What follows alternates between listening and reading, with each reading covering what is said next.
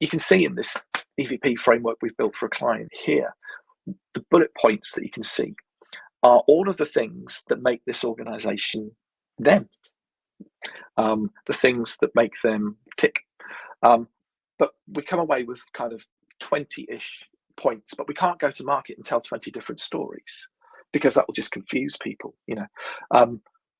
And again, this is so often the mistake that's made in employer branding, that in the urgency to get content out to market, you see people throwing out social media posts about, you know, so many different things. You kind of go, well, it's a lot of noise, but I'm not sure what I'm supposed to take away from this. I don't know what I'm supposed to remember. So what we want to do is crystallize it down into 1, 2, 3, 4 stories maximum that we kind of go, okay, well, everybody in this organization can now look at this and relate to it.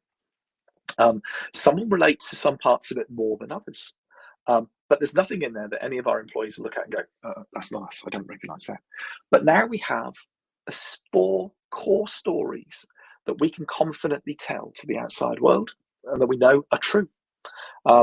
So this is a really powerful thing. You know, your EVP framework, to me, is a really important document. It's like if you're going to go and build a house, you don't just start putting bricks down. You start with a blueprint. You start with something where you go, right, these are the things that we're going to do, and this is how we move towards this bigger, bigger house. So if we have our distinct and unique stories that we've developed, we've done our external audience research, so we know these stories aren't stories that everybody else is telling. We're starting to create a really good framework for storytelling that's clear, that's authentic, that's differentiated, and we know is attractive to the outside world. And what we're trying to do here is, what employer branding is about creating an emotional reaction. Okay, how do brands differentiate? Well, it's because they make you feel something, right? If I work for, if I think of Apple or Nike, Nike's trainers are probably not that much different to Adidas's trainers. You know, Apple's products, are they that different to HP's products? No. So why do they have this kind of feel around it? Well, it's because it creates an emotional reaction. We feel something towards those products.